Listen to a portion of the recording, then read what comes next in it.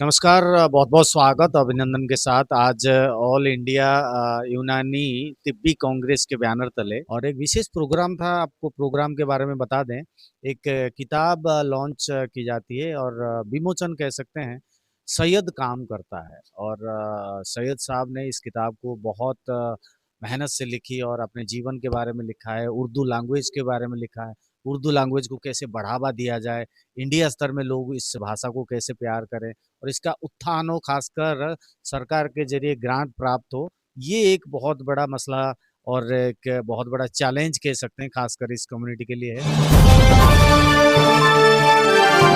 उर्दू जो भारतीय भाषा है उसके बारे में जाने समझें और ये है कि ये एक भारत की जो विरासत है, ये एक बड़ी पहचान है गंगा जमुनी तहज़ीब की, वो ज़िंदा रहनी चाहिए, सबके दिलों पर राज करनी चाहिए। आज उर्दू के बोलने वाले कम नहीं हैं भारत में और दुनिया में भी हैं, लेकिन बात असल में आती है वही जो कि इसका जो लिपि है उसका ज्ञान कम होता जा रहा लोगों को।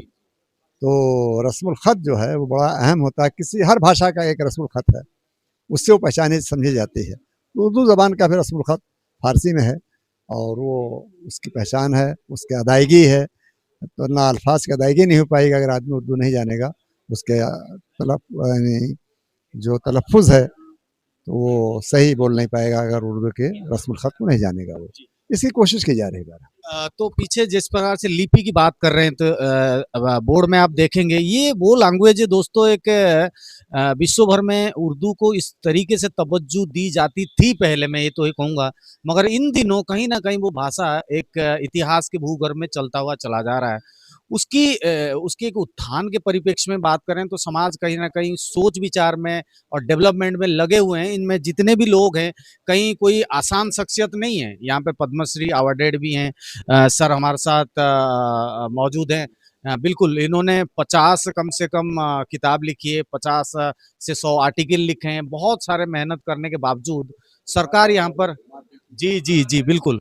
तो डॉक्टर सैयद अहमद साहब ने जो किताब लिखी है, इसके लिए तो हम सराहेंगे क्योंकि सैयद काम करता है, बहुत काम इन्होंने किया है समाज के लिए, इस भाषा के लिए, इस लिपि के लिए। ज़िंदा रहें और भविष्य में आप लोगों के साथ बरकरार रहे, इस लिपि को आप लोग ज़रूर तवज्जो दें। सर के बनाए हुए किताब को पढ़ें। सर, पुनः आपको मैं बहुत-बहुत बधाई देता हूँ। बहुत बहुत शुक्रिया। कम्युनिटी के लिए एक ज़रूर मैसेज दें क्योंकि बातें में सुनने के लिए यही मिल रहा था कि भई हम अपने समाज को पहले वो करें, स्ट्रॉन्ग करें कि ये भाषा को जब हम लोग ही अपनाएँगे नहीं तो सरकार इसको आगे तवज्जो कैसे देगी? एक सवाल बहुत बड़ा। ये भारत जो है बहुत बड़ा डेमोक्रेटिक मुल्क है, ये प्रजातांत्रिक देश है ये। तो यहाँ हुकूमत वही काम करती है जो पब्लिक चाहती है, तो पब्लिक डिमांड पर सब चीज़ें होती हैं। जो भी सरकारी संस्थाएं कायम हैं यहाँ, तो उसको बाकी रखने के लिए हम सब की जिम्मेदारी है कि हम उर्दू को अपनाएं और ये मान के चलें कि भारत की एक पहचान है, ये पूरी दुनिया में जानी समझी जाती है। इसके लिए हमें काम करना चाहिए, यही सोचना चाहिए कि एक ऐसी चीज़, ऐसी ज़बान जिससे हम एक दूसरे से जो ज़िंदगी है ना वो आसान हो जाती है और ज़िंदगी गुजारने का एक तरीक़ा है ये। तो इसको जानना और समझना बहुत ज़रूरी है और उसी सिलसिले में हम लोग काम कर रहे हैं। बार हमारे साथ पद्मश्री अवार्ड से नवाजे गए सर हैं और सर का परिचय मैं खुद लेना नहीं चाहूँगा, सर देंगे क्योंकि आप लोगों को भी जानना ज़रूरी है कि जीवन भर का संघर्ष और पद्मश्री अवार्ड लेते हुए सर को कितनी खुशी होगी। सर एक बार ज़रूर अपना परिचय दें। मेरा नाम अख्तरुल वासे है। मैं जामिया मिल्लिया इस्लामिया से वाबस्ता रहा हूँ, इस्लामिक स्टडीज़ से, और अब रिटायर हो चुका हूँ। क्या कहेंगे उर्दू को जिस प्रकार से तवज्जो भारतवर्ष की बात करें खासकर और आप लोग बहुत वर्षों से संघर्ष में हैं कि इसको तवज्जो दी जाए, सरकार इसको ग्रांट करे मगर फिर भी थोड़ा सा पीछे कहीं ना कहीं दिखाई देता है। नहीं, ऐसा है कि उर्दू वालों की ज़िम्मेदारी है कि उर्दू का साथ दें और उर्दू के को अपनाएं। सरकार का कसूर नहीं है। असल मसला सरकार जो है वो उर्दू वालों का है। उर्दू वालों ने ज़बान का रिश्ता जो है वो एक तरह से रोज़गार से जोड़ रखा है, जो कि गलत है, वो सही नहीं है। ज़बानों का रिश्ता जो है तहज़ीब से होना चाहिए, सक़ाफ़त से होना चाहिए। ज़बानों का रिश्ता जो है वो एक दूसरे से जुड़ा होना चाहिए, ना कि उसे हम मादी तौर पे देखना चाहें। और क्या कुछ कहेंगे अपने पूरी कम्युनिटी को? नहीं, कम्युनिटी को हम यही कहेंगे कि उर्दू ज़बान जो है उसे आप अंग्रेज़ी मीडियम और हिंदी मीडियम में चाहे पढ़ाएँ, लेकिन थर्ड लैंग्वेज के तौर पे उर्दू को ज़रूर पढ़ाएँ। बहुत-बहुत शुक्रिया सर। हमारे साथ मासूम मुरादाबादी साहब जी हैं जिन्होंने तकरीबन 50 आर्टिकल और 25 किताबें इन्होंने लिखी है। सर थोड़ा दर्शकों को ज़रूर बताएँ अपने बारे में और अपने किताबों के बारे में। नहीं, मैं उर्दू का एक बहुत मामूली सा एक सहाफ़ी हूँ, अदीब हूँ और कोशिश ये करता रहता हूँ कि ज़बान को, जिस ज़बान ने हमने हमें सब कुछ दिया है उसको हम फ़रोग़ दें और ज़्यादा से ज़्यादा इसके बोलने वाले, पढ़ने वाले पैदा हों। और आज की ये महफ़िल जिसमें हम सब यहाँ शरीक हैं अभी, ये डॉक्टर सैयद अहमद ख़ान साहब पर एक किताब लिखी गई है जिसका नाम है सैयद काम करता है। डॉक्टर सैयद अहमद ख़ान एक उर्दू की एक बड़ी मुख़लिस शख्सियत हैं और उन्होंने अपनी पूरी ज़िंदगी उर्दू ज़बान के फ़रोग़ और उसको तरक्की देने में लगाई है। तो हम सब उनके साथियों में से हैं, उनके मुआवनीन में से हैं और हम ये चाहते हैं कि तमाम लोग जो उर्दू से दिलचस्पी रखते हैं या जिनकी मादरी ज़बान उर्दू है, वो उसको आगे बढ़ाने के लिए और अपने बच्चों को इससे जोड़ने के लिए कोई ना कोई पहल करें, क्योंकि हो ये रहा है कि आज माशरे में लोगों का ध्यान जो है वो अंग्रेज़ी की तरफ ज़्यादा है और जो मादरी ज़बान है, जो अपनी मदर टंग है, उससे लोग पीछे हट रहे हैं और वो सोचते हैं कि यार मदर टंग में तो, जबकि दुनिया में कहीं ऐसा नहीं है। दुनिया के हर मुल्क के हर खित्ते में मादरी ज़बान में ही तालीम दी जाती है, लेकिन हमारे यहाँ उसका मामला उल्टा है। लोग समझते हैं कि मादरी ज़बान कोई चीज़ नहीं है, जबकि मादरी ज़बान ही के ज़रिए से आदमी आगे बढ़ता है। तो यही मुझे आपसे कहना है कि मादरी ज़बान को फ़रोग़ देने के लिए ज़्यादा से ज़्यादा लोग तवज्जो दें। मैं ये नहीं कहता कि उर्दू ही मादरी, जिनकी जो भी मादरी ज़बान है, हिंदी है, जिनकी संस्कृत है, जिनकी जो और भी ज़बानें हैं, उनको अपनी ज़बान पर कंसंट्रेट करना चाहिए और उसे आगे बढ़ाना चाहिए। बहुत-बहुत धन्यवाद सर आपका। हमारे साथ मोइन सादाब जी मौजूद हैं। आज उर्दू को बढ़ावा देने के लिए जिस प्रकार से एक कम्युनिटी संघर्ष करती है, कहीं न कहीं इस कम्युनिटी के लिए सादाब साहब क्या कुछ कहेंगे? उर्दू को बढ़ावा कैसे दिया जाए? आज एक विशेष प्रोग्राम में आए हुए थे, एक किताब का विमोचन प्रोग्राम ये कह सकते हैं, सैयद काम करता है। इसमें से क्या कुछ एक्सपीरियंस लेके जा रहे हैं सर कम्युनिटी को और आज इस प्रोग्राम के बारे में क्या? देखिए, चूँकि हम जिस किताब का आपने ज़िक्र किया उसी हवाले से जमा हैं, तो पहले उसी पे बात कर लें कि सैयद काम करता है। तो इसमें जो सैयद साहब बेसिकली उनका ताल्लुक जो है वो यूनानी पैथी से है। ये डॉक्टर हैं, यूनानी के हकीम हैं। लेकिन ये जो प्रोग्राम था इसमें ख़ास तौर से जो उनकी सामाजिक सेवाएँ हैं या उनकी जो और दूसरी खिदमात हैं उसके अलावा उर्दू के लिए बहुत काम है इनका। यानी वो हर साल उन्होंने आलमी उर्दू कॉन्फ्रेंस स्थापित की और हर साल उर्दू दिवस मनाते हैं। तो ये प्रोग्राम जो है ख़ास तौर से उर्दू भाषा के लिए उनका जो योगदान है उसके लिए किया गया था। उर्दू को जहाँ तक तरक्की देने की बात है जो आपने सवाल किया, उर्दू देखिए सबसे पहले हमें ये समझना होगा कि उर्दू भारत की ज़बान है। उर्दू हिंदुस्तान की ज़बान है, ये कहीं विदेश से नहीं आई है, बल्कि यहीं पैदा हुई, यहीं पली-बड़ी और यहीं ये लोगों ने पढ़ा। और आप भी जानते हैं कि हमारे जो बड़े लोग थे, आपके यहाँ भी रहे होंगे जो पहले उर्दू में पढ़ा करते थे। बाद में ठीक है, दूसरी ज़बानें जैसे हिंदी हमारी मातृभाषा है। जी, हिंदी हमारी राष्ट्रभाषा है, तो वो ठीक है, कोई मसला नहीं, लेकिन उर्दू भी यहीं की ज़बान है। तो इसको मैं तो ये कहता हूँ कि उर्दू का जो नुकसान हुआ वो इसलिए हुआ कि उर्दू जो है, वो गैर मुस्लिमों ने पढ़ना बंद कर दिया है। तो अगर गैर मुस्लिम उर्दू पढ़ते रहते, तो ये उर्दू को नुकसान नहीं होता। इसको एक तबके से जोड़ के या एक धर्म से जोड़ के इसका नुकसान किया गया। एक ज़माने में पंजाब से उर्दू का अखबार शाया होता था, हिंद समाचार। वो 5-6 लाख शाया होता था, सब पंजाबी लोग पढ़ते थे। तो बहरहाल इसके लिए अपनी भारतीय भाषा है, इसको सभी भारतीयों को मिलकर सोचना पड़ेगा कि इस ज़बान को कैसे बचाया जाए। हमारे साथ डॉक्टर आरिफ जैदी जी हमारे साथ मौजूद हैं, इनसे बात करते हैं। आज एक विशेष प्रोग्राम में मौजूद थे और सैयद काम करता है किताब का विमोचन प्रोग्राम था, कह सकते हैं। उर्दू को तवज्जो दे करके भारतवर्ष में इस लिपि को जिंदा रखना, उर्दू को तवज्जो देना और कम्युनिटी में किस प्रकार से लोग इसको अपनाएं और इस लिपि को अपना करके अपने जीवन में इसको एक स्थान दें। बस यही मुझे जहाँ तक इस प्रोग्राम में बैठ करके समझ में आया। क्या कहेंगे सर आप?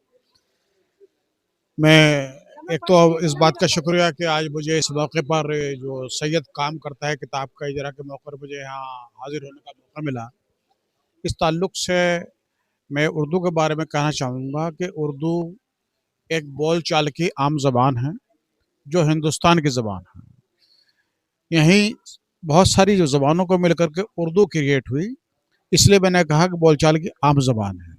बड़ी परेशानी ये है कि आज हम सब लोग उर्दू बोल रहे हैं। लोगों ने शायद ये समझा कि उर्दू ज़बान शायद किसी ख़ास तबके की मुसलमानों की ज़बान हो, ऐसा नहीं है। गैर मुस्लिम भी सारे उर्दू बोल रहे हैं, बहुत सारी उर्दू बोल रहे हैं। लेकिन प्रॉब्लम ये है कि ना वो उसको पढ़ सकते हैं, ना ही वो इसको लिख सकते हैं। और ये इतनी शेरनी ज़बान है, मैं आपको एक मिसाल देना चाहता हूँ कि एक मेरे प्रोफ़ेसर के पास में एक इंडो जर्मन सोसाइटी से एक फ़ॉरेनर आए, वो इंग्लिश में बोलते थे और हमारे प्रोफ़ेसर उर्दू में बोलते थे। प्रोफ़ेसर ने जो जर्मन से आए थे उन्होंने कहा कि जी मेरी समझ में तो कुछ नहीं आया क्योंकि मैं उर्दू नहीं जानता था, लेकिन इतनी मीठी ज़बान थी, मुझे सुनने में बहुत मज़ा आया। तो मैं ये बताना चाहता हूँ आपको कि उर्दू बहुत ही मीठी ज़बान है, सुनने में अच्छी लगती है, बोलने में अच्छी लगती है, इसलिए उर्दू का प्रचार और प्रसार। और इस ताल्लुक से मैं कहना चाहूँगा कि उर्दू के जो भी जर्नल्स, जो भी अखबार, न्यूज़पेपर निकलते हैं, उसके ऊपर कुछ ख़ास सब्सिडी होनी चाहिए, जिससे आम लोगों को वो कम पैसे में, और वो जो इंडस्ट्री उन अखबार को निकाल रही है, उन जर्नल्स को निकाल रही है, वो उसको निकाल सकें बिना लॉसेस के, और आम आदमी तक ये ज़बान पहुँच सके, क्योंकि ये हमारे कंट्री की बहुत ही अहम और बहुत ही कहना चाहिए कि लोगों की पसंद की जाने वाली ज़बान है। आप उसको स्वदेशी कहें, आपको उसको उर्दू कहें, उसको अपनी ज़बान कहें, जो भी आप कहें। तो इसलिए मैं ख़ास तौर से कहना चाहूँगा कि इसके ऊपर ख़ास सब्सिडी हो उन लोगों के ऊपर जो उर्दू के पब्लिशिंग का काम कर रहे हैं।